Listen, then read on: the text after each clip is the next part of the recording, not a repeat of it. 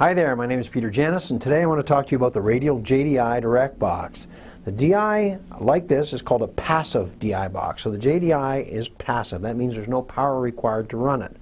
How it works is that you typically take a bass, run it into the DI box, and let's add a little bit of color to this. We'll call that the JDI, right there. From the DI box, a signal goes through to the amplifier. From the DI box, XLR output, so from this guy here to the mixing console, from there, of course, out to the PA system. So a DI box is typically used in a live environment.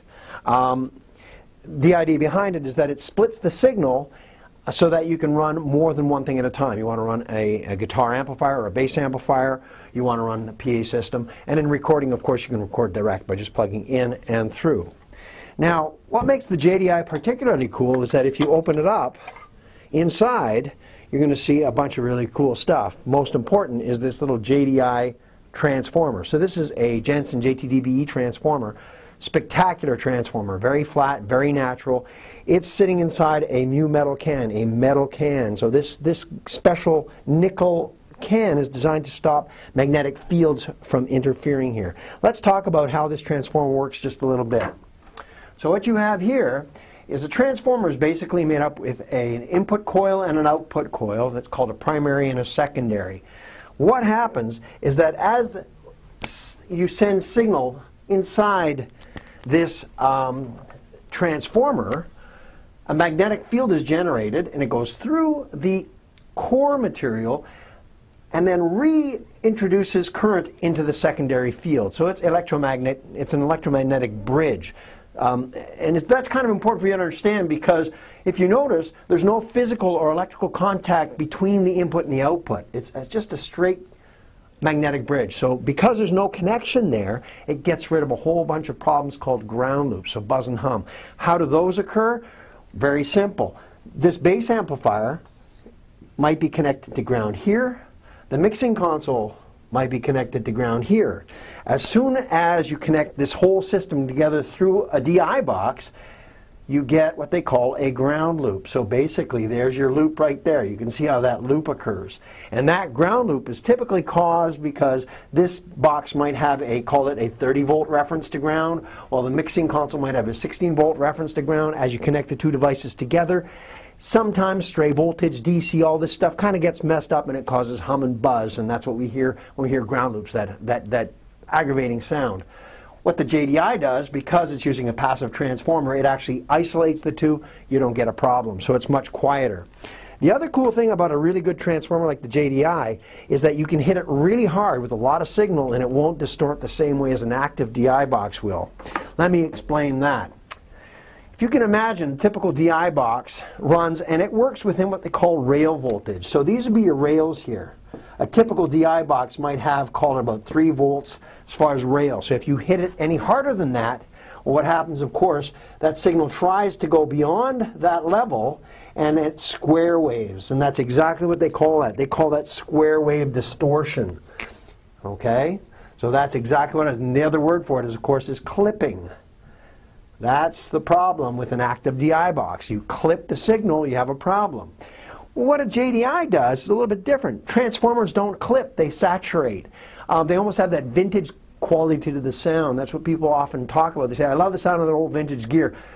Most times what they really like is the sound of the transformer. Transformers just have a natural way of clipping, then it's called saturation. So what happens is, instead of going square right up at the top, the signal kind of goes up here and it kind of rounds out like that. Because it rounds out, you don't get the same kind of effect. It sounds different, it sounds smoother.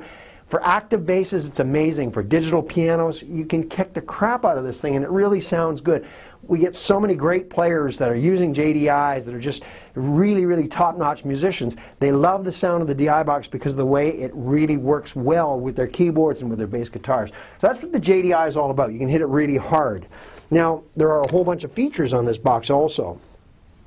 And I want to just talk about those a little bit quickly. For example, if you've got a stereo keyboard, you can put your left and right in here, hit what they call the merge function, and that will then combine the two so that it's mono on the output. You also here have a ground lift switch, and that, sorry, this is a pad on this one. On this side we've got a pad. The pad, what that does is it basically reduces the sensitivity to the transformer for maybe CD players and stuff like that. On the other side, you've got a whole host of other features. Of course, you've got your XLR output. You've got a ground lift switch here that can eliminate buzz and hum a little bit further. So if you're still having some problems with noise, that can help out. And then you've got a reversed for the polarity here. And that's kind of important. What that's used for is to time align your PA system, and it's also to eliminate feedback with acoustic guitars on stage. You'll find that sometimes by reversing the phase, what you're actually doing is you're moving a problem. You're moving what they call a null away from the hot spot where you might be playing, so that might get rid of feedback for you on stage. So that's a really handy feature. And finally, there's a little speaker pad here, and what that's designed to do is introduce a bandpass filter so that your DI box can sound a little bit more like a speaker cabinet. So that's just an added feature that we throw on the JDI. Construction-wise, you'll notice that internally, this is what they call an I-beam construction. So that's important, especially if you think in terms of durability on stage. You can't torque this PC board because the construction is so rugged. That means that we have a lot less problems with repairs than other companies. Our repair rate on these is so low, we can't even measure it. And the reason is that the PC board is so well protected, it doesn't get the stress. The other thing that we've done is we have what we call a bookend design. So when that goes in like this, you'll notice that the switches and connectors are protected. That really helps, again, solve problems because DI boxes don't get any respect. They get beaten up. Finally, you'll notice there's we got an orange sticker here. We've got a bottom pad, and this non-slip pad, what that does, it fits on something, it won't slide around. But really important is that on your guitar amplifier or on your bass amplifier, there's often little bolts sticking up.